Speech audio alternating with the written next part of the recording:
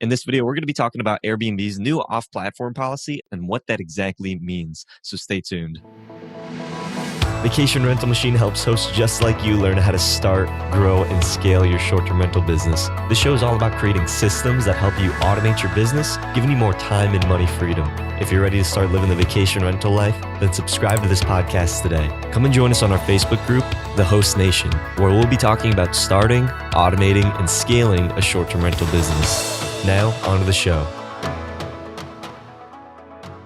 Hey, welcome back to another episode of Vacation Rental Machine. I'm Julian Sage with John Bell. John, welcome back. I know you had some fun during your vacation. What did you end up doing?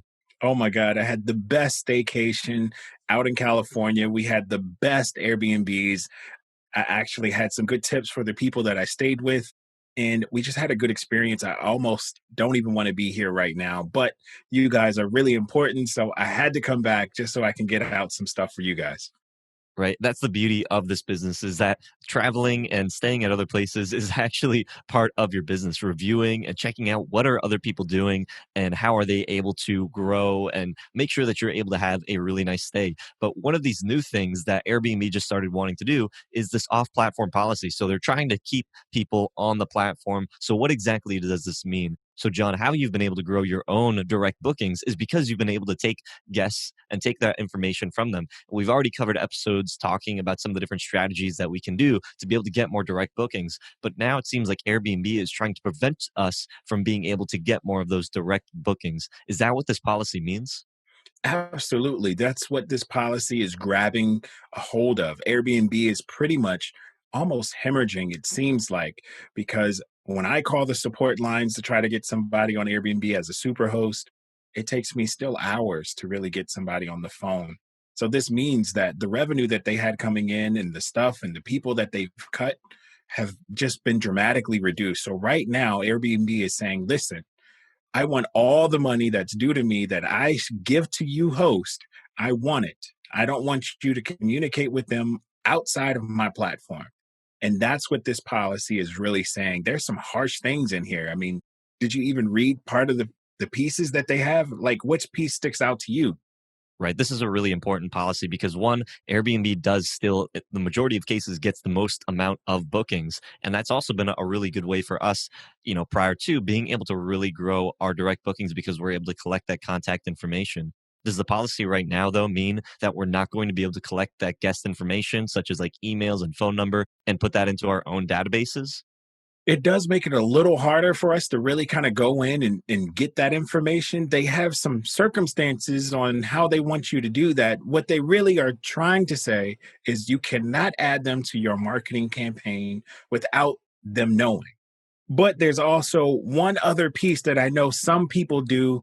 I've seen it done with some co host clients that we have, and that is some people asking for photo IDs after people book to verify age or anything after, just to allow for their check in process for their own sanity.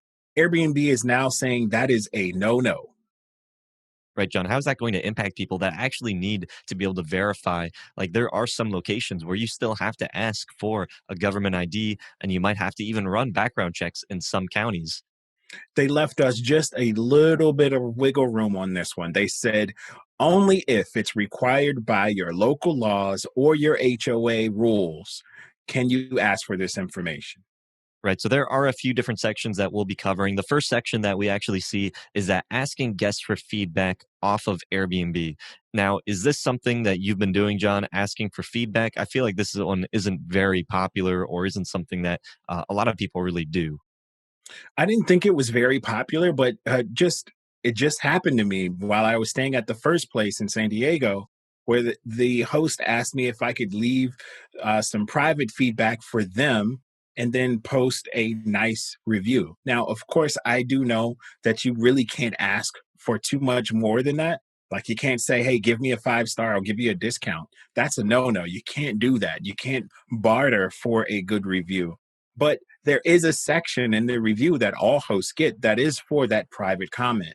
I did leave most of my comments there just so it wouldn't show up publicly, but I still left a pleasant review because I did have a great experience at this place. You shouldn't be asking people just to send their review to you directly and you not submit anything to Airbnb. And the last major policy change was asking to create or install a third party app, such as if you have smart locks or some type of verification system outside of the Airbnb platform. This is something that also changed. How is that going to impact, John, for people that are using smart locks where they have to install a third party app, such as, let's say, August? Well, as everyone should know, I have been using August for a very long time. However, because of my volume, I have kind of spread out into using some other management systems that actually manage those locks. So my guests don't actually have to download an app, but this could be very key that they have to note in their listing that a third party app to access the property is required. That means if you normally ask people to download an August app to gain access to the apartment, you need to have it somewhere in your listing that this is a requirement prior to booking or prior to staying in the unit. Other than that, there's other tools that can still be able to automate those locks for you without the requirement of installing an app. I would suggest that we all kind of just look towards those vendors to still help ease the check-in process. This rule definitely is one that wants to keep people with the branding of Airbnb, so they're not going to, let's say, your personal app and then using that for all correspondence later. So they are really trying to hold people within their platform. So, John, how is this going to impact your business? Because for all of the properties that you are managing, having that direct booking way, being able to collect that guest information, using Smart B&B, pulling those emails, and being able to communicate with guests outside after they've booked. Does this mean that you're not going to be able to collect that information and that all of that user data is just stuck in Airbnb now? Really, what it means, if you kind of read it and then you kind of reread it again, it means you can't steal their information and then start marketing towards them outside of the platform. So, what this might mean is you somewhat tweak when you start marketing towards them. Let's just say Airbnb doesn't get rid of all of the people that used to stay at your property. So, you might be able to just add another trigger within your messaging system that just says, hey, we thought about you. We have some new units. Maybe you'd like to stay here within the platform instead of going through your marketing campaign. It's not the prettiest way to do it, but it does still allow you some reach back to those prior guests. And it does comply with this policy. Now, as far as the apps for locks and stuff, I have some other tweaking that I have to do to really make it work for all of the units. However, I'm more than comfortable making those changes and was going to do it anyway, so it's not really a big deal. But for those people that did require the IDs and stuff, they might find some extra scrutiny when they ask for an ID. Right. That can be especially challenging for some, let's say, property managers. If you are using the master lease model, some property managers might require you to have guest identification of all of your properties. Even more so, like if you are doing month-long stays, sometimes you do want to collect that guest information because someone's going to be staying with you for maybe a month. Having that verification is a sense of security, and it might also be just a requirement of the property that you are managing in. So you might be saying, I want to still collect that guest information. I don't want to, just have everything invested into Airbnb. And this is where you're going to have to start looking at other ways to be able to collect that guest information.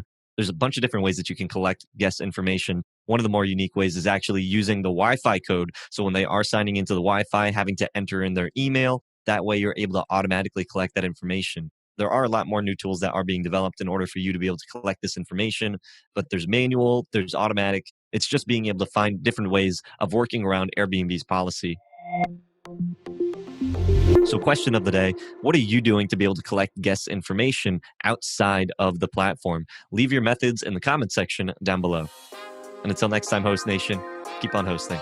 If you'd like John and I to answer your guys' questions, then be sure to go to the Host Nation Facebook group and use hashtag AskVRM. Hope you hosts found value in this episode. If you did, please go on over to iTunes and leave us a review, as that would greatly support the show. If you'd like to connect with John, the community, and I, then go on over to our Facebook group, The Host Nation. Talk to you hosts in the next episode.